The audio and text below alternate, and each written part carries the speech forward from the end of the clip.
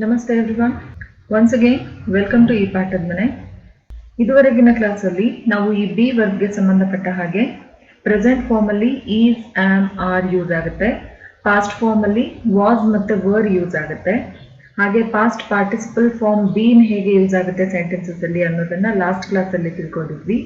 ಹಾಗೆ future form will be ಮತ್ತು infinitive form to B ಇವುಗಳು ಕೂಡ ಹೇಗೆ ಸೆಂಟೆನ್ಸಲ್ಲಿ ಯೂಸ್ ಆಗುತ್ತೆ ಅನ್ನೋದನ್ನು ತಿಳ್ಕೊಂಡಿದ್ವಿ. ಇವತ್ತಿನ ಕ್ಲಾಸಲ್ಲಿ ಈ ವರ್ಬ್ನ ಪ್ರೆಸೆಂಟ್ ಪಾರ್ಟಿಸಿಪಲ್ ಫಾರ್ಮ್ ಆಗಿರುವಂತಹ ಈ ಬೀಯಿಂಗ್ ಅನ್ನೋ ವರ್ಡನ್ನು ಹೇಗೆಲ್ಲ ಸೆಂಟೆನ್ಸಸ್ಸಲ್ಲಿ ಯೂಸ್ ಮಾಡ್ತೀವಿ ಅನ್ನೋದನ್ನು ತಿಳ್ಕೊಳ್ಳೋಣ. ಇದರ first usage: using being in present and past continuous tense to talk about temporary behaviour. ಯಾರದಾದ್ರೂ ಟೆಂಪರರಿ ಬಿಹೇವಿಯರ್ ಬಗ್ಗೆ ಮಾತಾಡುವಾಗ ಈ ಬೀಯಿಂಗ್ ಅನ್ನೋ ವರ್ಡನ್ನು ಪ್ರೆಸೆಂಟ್ ಕಂಟಿನ್ಯೂಸ್ ಮತ್ತು ಪಾಸ್ಟ್ ಕಂಟಿನ್ಯೂಸ್ ಟೆನ್ಸಲ್ಲಿ ನಾವು ಯೂಸ್ ಮಾಡ್ತೀವಿ. ಹಾಗೆ ಇದನ್ನು ಜೆರೆಂಡ್ ಆಗಿ ಕೂಡ ಯೂಸ್ ಮಾಡ್ತೀವಿ. ಪ್ಯಾಸಿವ್ ವಾಯ್ಸ್ ಅಲ್ಲಿ ಕೂಡ ಇದರ ಉಪಯೋಗವಾಗುತ್ತೆ. ಪಾರ್ಟಿಸಿಪಲ್ ಕ್ಲಾಸಸ್ ಅಲ್ಲಿ ಕೂಡ ಬೀಯಿಂಗ್ ಅನ್ನ ಯೂಸ್ ಮಾಡ್ತೀವಿ. ಹಾಗೆ ಕೊನೆಯದಾಗಿ ಲೈಫ್ ಅಥವಾ ಎಕ್ಸಿಸ್ಟೆನ್ಸ್ ಅನ್ನೋ ಅರ್ಥದಲ್ಲಿ ಕೂಡ ಬೀಯಿಂಗ್ ಯೂಸ್ ಆಗುತ್ತೆ. ಇವುಗಳಿಗೆ ಸಂಬಂಧಪಟ್ಟ ಹಾಗೆ ಕೆಲವು ಎಕ್ಸಾಂಪಲ್ಸ್ ಅನ್ನ ನೋಡಿ. The first usage is using being in present and past continuous tense to talk about temporary behaviour. ಅಂದ್ರೆ ಯಾರದ್ದಾದ್ರೂ ಟೆಂಪರರಿ ಬಿಹೇವಿಯರ್ ಬಗ್ಗೆ ಮಾತಾಡುವಾಗ, for example, you are being selfish, ನೀನು ಸ್ವಾರ್ಥಿಯ ಹಾಗೆ ಬಿಹೇವ್ ಮಾಡ್ತಾ ಇದ್ದೀಯಾ. ಅಂದ್ರೆ ಆಕ್ಚುಲಿ ನೀನು ಸ್ವಾರ್ಥಿ ಅಲ್ಲ, ಬಟ್ ಈಗ ನಿನ್ನ ಬಿಹೇವಿಯರ್ ಸ್ವಾರ್ಥದಿಂದ ಕೂಡಿದೆ, ಅಂದ್ರೆ ಸ್ವಾರ್ಥಿಯ ಹಾಗೆ ಬಿಹೇವ್ ಮಾಡ್ತಾ ಇದ್ದೀಯಾ ಅಂತ. ಟೆಂಪರರಿಲಿ ಅವನ ಬಿಹೇವಿಯರ್ ಆ ಥರ ಇದೆ ಅನ್ನೋದನ್ನ ಹೇಳ್ತಾ ಇದ್ದೀವಿ ಈ ಸೆಂಟೆನ್ಸ್ ಅಲ್ಲಿ. ಸೊ ಇದು ಒಂದು ಪ್ರೆಸೆಂಟ್ ಕಂಟಿನ್ಯೂಸ್ ಟೆನ್ಸ್ ಆಗಿದೆ. ಇದರಲ್ಲಿ ಬೀಯಿಂಗ್ ಯೂಸ್ ಆಗಿದೆ. Next, he is being lazy now days.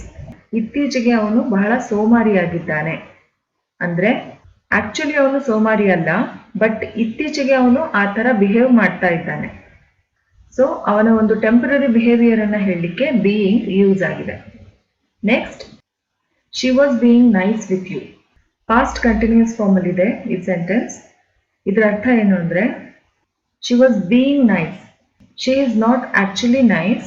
Actual ಆಗಿ ಅವಳು ರಿಯಾಲಿಟಿಯಲ್ಲಿ ಅಷ್ಟು ನೈಸ್ ಆಗಿಲ್ಲ, ಅಷ್ಟು ಒಳ್ಳೆಯವಳೇನಲ್ಲ, ಬಟ್ ನಿನ್ನ ಜೊತೆ ಅವಳು ನೈಸ್ ಆಗಿ ಬಿಹೇವ್ ಮಾಡ್ತಾ ಇದ್ಲು ಅನ್ನೋ ಅರ್ಥದಲ್ಲಿ ಇಲ್ಲಿ ಬೀಯಿಂಗ್ ಯೂಸ್ ಆಗಿದೆ. Next, I was being patient during the argument. ಅಂದ್ರೆ ಆಕ್ಚುಲಿ ನಾನು ಅಷ್ಟು ತಾಳ್ಮೆಯಿಂದ ಇರುವಂತಹ ವ್ಯಕ್ತಿ ಅಲ್ಲ, ಆದ್ರೆ ಆ ಸಿಚುವೇಶನ್ ಅಲ್ಲಿ ನಾನು ತಾಳ್ಮೆಯಿಂದ ವರ್ತಿಸ್ತಾ ಇದ್ದೆ ಅನ್ನೋದು ಇದರ ಅರ್ಥ.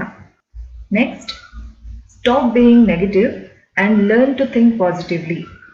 ಬೀಯಿಂಗ್ ನೆಗೆಟಿವ್ ಅಂದರೆ ನಕಾರಾತ್ಮಕವಾಗಿ ಇರೋದನ್ನ ಬಿಟ್ಟು ಸಕಾರಾತ್ಮಕವಾಗಿ ಯೋಚನೆ ಮಾಡೋದನ್ನ ಕಲಿ ಅನ್ನೋದು ಈ ಸೆಂಟೆನ್ಸ್ನ ಅರ್ಥ.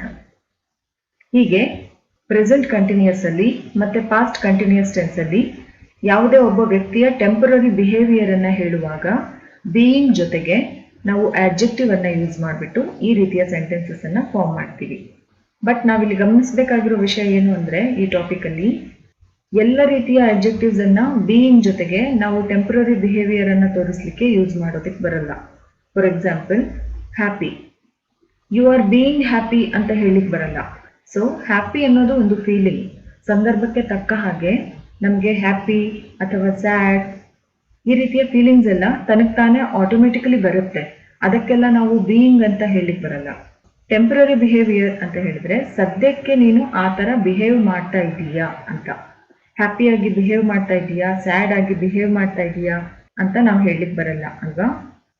ಸೊ ಇದು ಒಂದು ಟಾಪಿಕ್ ಅನ್ನ ನಾವು ಗಮನದಲ್ಲಿ ಇಟ್ಕೋಬೇಕು ಬೀಯಿಂಗ್ ಜೊತೆ ಆಡ್ಜೆಕ್ಟಿವ್ಸ್ ಅನ್ನ ಯೂಸ್ ಮಾಡುವಾಗ.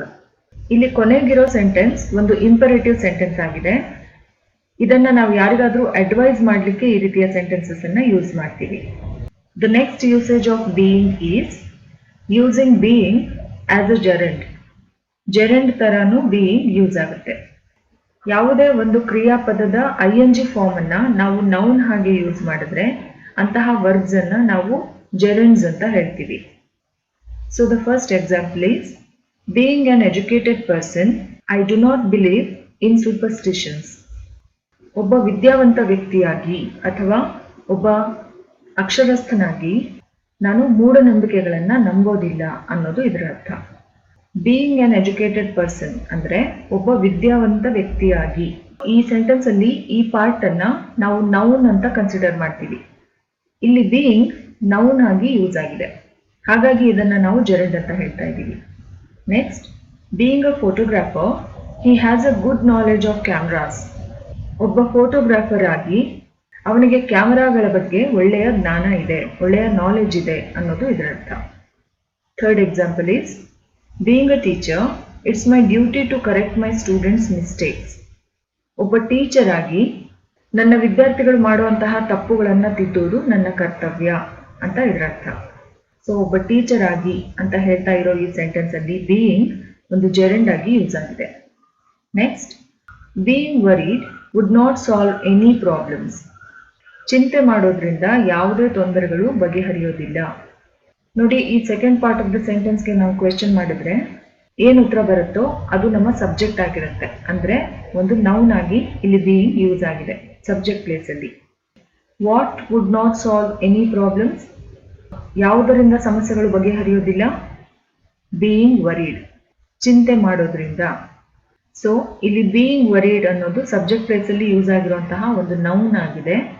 ನೌನ್ ಪ್ಲೇಸ್ ಅಲ್ಲಿ ಯೂಸ್ ಆಗಿರೋದ್ರಿಂದ ಬೀಯಿಂಗ್ ಒಂದು ಜೆರಂಡ್ ಆಗಿದೆ ಈ ಸೆಂಟೆನ್ಸ್ ಅಲ್ಲಿ. Next, being his best friend, I have to attend his wedding. ಅವನ ಬೆಸ್ಟ್ ಫ್ರೆಂಡ್ ಆಗಿ ಅವನ ವೆಡ್ಡಿಂಗ್ ಅನ್ನ ನಾನು ಅಟೆಂಡ್ ಮಾಡಲೇಬೇಕಾಗಿದೆ ಅನ್ನೋದು ಇದರ ಅರ್ಥ. So being his best friend ಅನ್ನೋದು ಸಬ್ಜೆಕ್ಟ್ ಪ್ಲೇಸ್ ಅಲ್ಲಿ ಯೂಸ್ ಆಗಿರುವಂತಹ ಒಂದು ನೌನ್. ನೌನ್ ಪ್ಲೇಸ್ ಅಲ್ಲಿ ಬೀಯಿಂಗ್ ಯೂಸ್ ಆಗಿರೋದ್ರಿಂದ ಇದನ್ನ ನಾವು ಜೆರಂಡ್ ಅಂತ ಹೇಳ್ತೀವಿ. ಹೀಗೆ ಬೀಯಿಂಗ್ ಒಂದು ಜೆರಂಡ್ ಆಗಿ ಕೂಡ ಸೆಂಟೆನ್ಸಸ್ ಅಲ್ಲಿ ಯೂಸ್ ಆಗುತ್ತೆ. Third usage is using being in passive voice. Passive voice ಅಲ್ಲಿರುವಂತಹ ಸೆಂಟೆನ್ಸಸ್ ಅಲ್ಲಿ ಕೂಡ ಬೀಯಿಂಗ್ ಯೂಸ್ ಆಗುತ್ತೆ. ಈ ಸೆಂಟೆನ್ಸಸ್ ಅಲ್ಲಿ ಗಮನಿಸಿ, ಬೀಯಿಂಗ್ ಆದ್ಮೇಲೆ ವರ್ಬ್ ನ ಥರ್ಡ್ ಫಾರ್ಮ್ ಯೂಸ್ ಆಗಿದೆ, ಪಾಸ್ಟ್ ಪಾರ್ಟಿಸಿಪಲ್ ಫಾರ್ಮ್. ಎಕ್ಸಾಂಪಲ್ಸ್ ನೋಡಿ, your car is being washed. ನಿಮ್ಮ ಕಾರ್ ವಾಶ್ ಮಾಡಲಾಗ್ತಾ ಇದೆ. ನಿಮ್ಮ ಕಾರನ್ನ ಯಾರೋ ವಾಶ್ ಮಾಡ್ತಾ ಇದ್ದಾರೆ ಅಂತ ಹೇಳಿದಿದ್ರೆ ಆಗ ಅದು ಆಕ್ಟಿವ್ ವಾಯ್ಸ್ ಆಗ್ತಾ ಇತ್ತು. ಬಟ್ ಇಲ್ಲಿ ಯಾರು ವಾಶ್ ಮಾಡ್ತಾ ಇದ್ದಾರೆ ಅನ್ನೋದು ಇಂಪಾರ್ಟೆಂಟ್ ಅಲ್ಲ, ಏನ್ ಕೆಲಸ ಆಗ್ತಾ ಇದೆಯೋ ಅದು ಇಂಪಾರ್ಟೆಂಟ್ ಆಗಿರೋದ್ರಿಂದ ಇದನ್ನ ನಾವು ಪ್ಯಾಸಿವ್ ಸೆಂಟೆನ್ಸ್ ಅಂತ ಹೇಳ್ತೀವಿ. ಈ ಪ್ಯಾಸಿವ್ ಸೆಂಟೆನ್ಸ್ ಅಲ್ಲಿ ಬೀಯಿಂಗ್ ಯೂಸ್ ಆಗಿದೆ. Next one, our food is being prepared. ನಮ್ಮ ಫುಡ್ ತಯಾರಾಗ್ತಾ ಇದೆ. The road was being repaired. ರಸ್ತೆಯನ್ನ ರಿಪೇರಿ ಮಾಡಲಾಗ್ತಾ ಇದೆ. I was being guided by my parents. So ನನ್ನ ಪೋಷಕರು ನನಗೆ ಮಾರ್ಗದರ್ಶನ ಮಾಡ್ತಾ ಇದ್ರು ಅಂತ ಹೇಳಿದ್ರೆ ಆಗ ಅದು ಆಕ್ಟಿವ್ ವಾಯ್ಸ್ ಆಗ್ತಾ ಇತ್ತು. ಬಟ್ ನಾನು ನನ್ನ ಪೇರೆಂಟ್ಸ್ ಇಂದ ಮಾರ್ಗದರ್ಶನವನ್ನ ಪಡಿತಾ ಇದ್ದೆ ಅಂತ ಹೇಳ್ತಾ ಇರೋದ್ರಿಂದ ಇದು ಒಂದು ಪ್ಯಾಸಿವ್ ಸೆಂಟೆನ್ಸ್ ಆಗಿದೆ. ಪ್ಯಾಸಿವ್ ಸೆಂಟೆನ್ಸ್ ಅಲ್ಲಿ ಬೀಯಿಂಗ್ ಯೂಸ್ ಆಗಿದೆ. Last one, the crops are being reaped by the farmers. ಬೆಳೆಗಳು ರೈತರಿಂದ ಕೊಯ್ಲು ಮಾಡಲಾಗ್ತಾ ಇದೆ. ಸೊ ಏನ್ ಕೆಲಸ ಮಾಡಲಾಗ್ತಾ ಇದೆ ಅನ್ನೋದನ್ನ ಹೈಲೈಟ್ ಮಾಡ್ತಾ ಇರೋದ್ರಿಂದ ಇದು ಕೂಡ ಒಂದು ಪ್ಯಾಸಿವ್ ಸೆಂಟೆನ್ಸ್ ಆಗಿದೆ. ಪ್ಯಾಸಿವ್ ಸೆಂಟೆನ್ಸ್ ಅಲ್ಲಿ ಬೀಯಿಂಗ್ ಯೂಸ್ ಆಗಿದೆ. The fourth usage of being is using being in participle classes. ನೋಡಿ, ಕ್ಲಾಸಸ್ ಬಗ್ಗೆ ನಾನೊಂದು ವಿಡಿಯೋ ಮಾಡಿದ್ದೀನಿ, ನೀವು ಅದನ್ನ ನೋಡಿದ್ರೆ ನಿಮಗೆ ಚೆನ್ನಾಗಿ ಅರ್ಥ ಆಗುತ್ತೆ. ಸೊ ಬ್ರೀಫ್ಲಿ ನಾನು ಹೇಳ್ತಾ ಇದ್ದೀನಿ. ಇಲ್ಲಿ ಕಾಂಪ್ಲೆಕ್ಸ್ ಸೆಂಟೆನ್ಸಸ್ ಅಲ್ಲಿ ಒಂದು ಮೇನ್ ಕ್ಲಾಸ್ಗೆ ಕನೆಕ್ಟ್ ಆಗಿರುವಂತಹ ಸಬಾರ್ಡಿನೇಟಿವ್ ಕ್ಲಾಸ್ ಅಲ್ಲಿ ING ಫಾರ್ಮ್ ಅನ್ನ ಯೂಸ್ ಮಾಡಿದ್ರೆ ಅದನ್ನ ನಾವು ಪಾರ್ಟಿಸಿಪಲ್ ಕ್ಲಾಸ್ ಅಂತ ಹೇಳ್ತೀವಿ. ಈ ಸೆಂಟೆನ್ಸ್ ಅಲ್ಲಿ ಹಿ ಸರ್ವೈವ್ಡ್ ಅನ್ನೋದು ಇಂಡಿಪೆಂಡೆಂಟ್ ಕ್ಲಾಸ್. ದಟ್ ಮೀನ್ಸ್ ಇಷ್ಟನ್ನೇ ಹೇಳಿದ್ರು ಗ್ರಾಮ್ಯಾಟಿಕಲಿ ಇದರಲ್ಲಿ ಏನು ತಪ್ಪಿರೋದಿಲ್ಲ, ಹಾಗಾಗಿ ಇದನ್ನ ನಾವು ಇಂಡಿಪೆಂಡೆಂಟ್ ಕ್ಲಾಸ್ ಅಂತ ಹೇಳ್ತೀವಿ. ಅವನು ಹೇಗೆ ಸರ್ವೈವ್ ಆದ ಅನ್ನೋದನ್ನ ಹೇಳಲಿಕ್ಕೆ ಇಲ್ಲಿ ಇನ್ನೊಂದು ಕ್ಲಾಸ್ ಅನ್ನ ನಾವು ಯೂಸ್ ಮಾಡಿದೀವಿ. Being taken to the hospital. ಅವನನ್ನ ಆಸ್ಪತ್ರೆಗೆ ಕರ್ಕೊಂಡು ಹೋಗಿದ್ರಿಂದ ಅವನು ಉಳ್ಕೊಂಡ. Being taken to the hospital. ಈ ಪಾರ್ಟಿಸಿಪಲ್ ಕ್ಲಾಸ್ ಅಲ್ಲಿ ಬೀಯಿಂಗ್ ಯೂಸ್ ಆಗಿದೆ. ಬಿಕಾಸ್ ಅನ್ನೋ ವರ್ಡ್ಗೆ ಬದಲಾಗಿ ಯೂಸ್ ಆಗಿದೆ. Because he has taken to the hospital he survived. ಹೀಗೂ ಕೂಡ ಹೇಳ್ಬೋದು ಈ ಸೆಂಟೆನ್ಸ್ ಅನ್ನ. ಬಟ್ ಶಾರ್ಟ್ಲಿ ಕ್ಲಿಯರ್ಲಿ ಹೇಳೋದಕ್ಕೆ ಈ ರೀತಿಯ ಸೆಂಟೆನ್ಸಸ್ ಅನ್ನ ನಾವು ಫಾರ್ಮ್ ಮಾಡ್ತೀವಿ. Being taken to the hospital he survived. The next example, being scared of darkness I do not go out at night.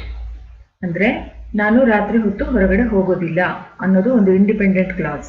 ಯಾತಕ್ಕೆ ಹೋಗೋದಿಲ್ಲ ಅನ್ನೋದನ್ನ ಹೇಳಲಿಕ್ಕೆ ಇಲ್ಲಿ ಇನ್ನೊಂದು ಕ್ಲಾಸ್ ಯೂಸ್ ಆಗಿದೆ, being scared of darkness. Because I am scared of darkness ಅಂತ ಕೂಡ ಹೇಳ್ಬೋದು. ಕತ್ತಲು ಅಂದರೆ ನನಗೆ ಭಯ, ಅದಕ್ಕೆ ನಾನು ರಾತ್ರಿ ಹೊತ್ತು ಹೊರಗಡೆ ಹೋಗೋದಿಲ್ಲ. ಈ ಪಾರ್ಟಿಸಿಪಲ್ ಕ್ಲಾಸ್ ಅಲ್ಲಿ ಬೀಯಿಂಗ್ ಯೂಸ್ ಆಗಿದೆ. Next, being tired after a long journey they immediately went to bed. ಅವರು ತಕ್ಷಣ ಹೋಗಿ ಮಲಗಿಬಿಟ್ರು. ಯಾತಕ್ಕೆ? ಬಿಕಾಸ್ ಅವರು ದೂರದ ಪ್ರಯಾಣ ಮಾಡಿದ್ರಿಂದ ಅವರಿಗೆ ಸುಸ್ತಾಗಿತ್ತು. ಇಲ್ಲಿ being tired after a long journey ಇದು ಒಂದು ಡಿಪೆಂಡೆಂಟ್ ಕ್ಲಾಸ್ ಅಥವಾ ಸಬಾರ್ಡಿನೇಟಿವ್ ಕ್ಲಾಸ್. ಇಲ್ಲಿ ವರ್ಬ್ನ ING ಫಾರ್ಮ್ ಅನ್ನು ಯೂಸ್ ಮಾಡಿರೋದ್ರಿಂದ ಇದನ್ನ ನಾವು ಪಾರ್ಟಿಸಿಪಲ್ ಕ್ಲಾಸ್ ಅಂತ ಹೇಳ್ತಾ ಇದ್ದೀವಿ. Next, being the youngest member of the family he has to listen everybody. ಅವನು ಎಲ್ಲರ ಮಾತನ್ನು ಕೇಳಬೇಕು. ಯಾಕೆ ಅಂದರೆ ಅವನು ಫ್ಯಾಮಿಲಿಯಲ್ಲಿ ಎಲ್ಲರಿಗಿಂತ ಚಿಕ್ಕವನು, ಅದಕ್ಕೆ. ಈ ಸೆಂಟೆನ್ಸ್ ಅಲ್ಲಿ ಬಿಕಾಸ್ ಬದಲಾಗಿ ಬೀಯಿಂಗ್ ಅನ್ನ ಯೂಸ್ ಮಾಡಿದ್ದೀವಿ. Being the youngest member of the family. Next, being a friend of the minister I am often invited to the official parties. ನನ್ನನ್ನು ಪದೇ ಪದೇ ಅಫಿಷಿಯಲ್ ಪಾರ್ಟೀಸ್ಗೆ ಇನ್ವೈಟ್ ಮಾಡಲಾಗುತ್ತೆ. ಯಾತಕ್ಕೆ? ಬಿಕಾಸ್ ನಾನು ಒಬ್ಬ ಮಿನಿಸ್ಟರ್ನ ಫ್ರೆಂಡ್ ಆಗಿರೋದ್ರಿಂದ. ಸೊ ಕಂಪ್ಲೀಟ್ ಸೆನ್ಸ್ ಅನ್ನು ಕೊಡ್ತಾ ಇರುವಂತಹ ಈ ಇಂಡಿಪೆಂಡೆಂಟ್ ಕ್ಲಾಸ್ ಜೊತೆಗೆ ಒಂದು ಡಿಪೆಂಡೆಂಟ್ ಕ್ಲಾಸ್ ಕೂಡ ಯೂಸ್ ಆಗಿದೆ. ಈ ಕ್ಲಾಸ್ ಅಲ್ಲಿ ಬೀಯಿಂಗ್ ಯೂಸ್ ಆಗಿರೋದ್ರಿಂದ, ಅಂದರೆ ವರ್ಬ್ನ ING ಫಾರ್ಮ್ ಯೂಸ್ ಆಗಿರೋದ್ರಿಂದ ಈ ಕ್ಲಾಸ್ ಅನ್ನ ನಾವು ಪಾರ್ಟಿಸಿಪಲ್ ಕ್ಲಾಸ್ ಅಂತ ಕರಿತೀವಿ. ಹೀಗೆ ಕಾಂಪ್ಲೆಕ್ಸ್ ಸೆಂಟೆನ್ಸಸ್ ಅಲ್ಲಿ ಯೂಸ್ ಆಗುವಂತಹ ಪಾರ್ಟಿಸಿಪಲ್ ಕ್ಲಾಸ್ಗಳಲ್ಲಿ ಕೂಡ ಬೀಯಿಂಗ್ ಯೂಸ್ ಆಗುತ್ತೆ. Simple sentence, compound sentence, complex sentence ಇದರ ಬಗ್ಗೆನೂ ಒಂದು ವಿಡಿಯೋ ಇದೆ. ಅದರ ಲಿಂಕ್ ಅನ್ನ ನಾನಿಲ್ಲಿ ಐ ಬಟನ್ ಅಲ್ಲಿ ಕೊಟ್ಟಿದ್ದೀನಿ, ಬೇಕಾದ್ರೆ ನೀವು ಹೋಗಿ ಅದನ್ನ ನೋಡ್ಬೋದು. Next, being means a life or existence.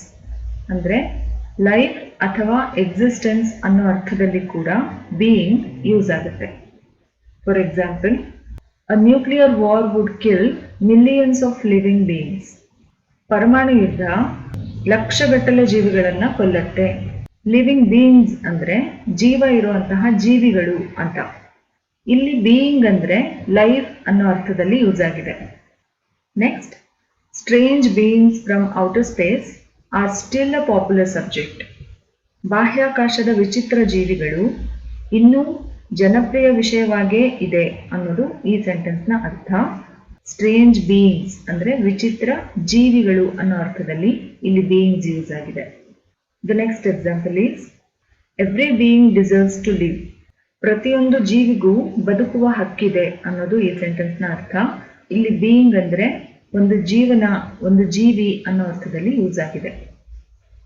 The last example is we do not know exactly how life first came into being. ಅಂದರೆ ಜೀವನ ಹೇಗೆ ಅಸ್ತಿತ್ವಕ್ಕೆ ಬಂತು ಅನ್ನೋದು ನಿಖರವಾಗಿ ನಮಗೆ ಗೊತ್ತಿಲ್ಲ ಅಂತ. ಇಲ್ಲಿ ಅಸ್ತಿತ್ವಕ್ಕೆ ಬರೋದು ಅನ್ನೋ ಅರ್ಥದಲ್ಲಿ, ಎಕ್ಸಿಸ್ಟೆನ್ಸ್ ಅನ್ನೋ ಅರ್ಥದಲ್ಲಿ ಬೀಯಿಂಗ್ ಯೂಸ್ ಆಗಿದೆ. ಹೀಗೆ ಬಿ ಅನ್ನೋ ಆಕ್ಸಿಲರಿ ವರ್ಬ್ನ ಪ್ರೆಸೆಂಟ್ ಪಾರ್ಟಿಸಿಪಲ್ ಅಲ್ಲಿ ಯೂಸ್ ಆಗುವಂತಹ ಈ ಬೀಯಿಂಗ್ ಅನ್ನೋ ವರ್ಡ್ ಅನ್ನ ಯಾವ ರೀತಿಯಲ್ಲಿ ಯೂಸ್ ಮಾಡ್ತೀವಿ ಅನ್ನೋದು ಇವತ್ತಿನ ಕ್ಲಾಸಲ್ಲಿ ನಾವು ತಿಳ್ಕೊಂಡಿದ್ದೀವಿ. ನೆಕ್ಸ್ಟ್ ಕ್ಲಾಸಲ್ಲಿ ಇನ್ನೊಂದು ಟಾಪಿಕ್ ಜೊತೆಗೆ ನಿಮ್ಮನ್ನ ಮತ್ತೆ ಭೇಟಿ ಆಗ್ತೀನಿ. ಅಲ್ಲಿವರೆಗೂ ಬಾಯ್.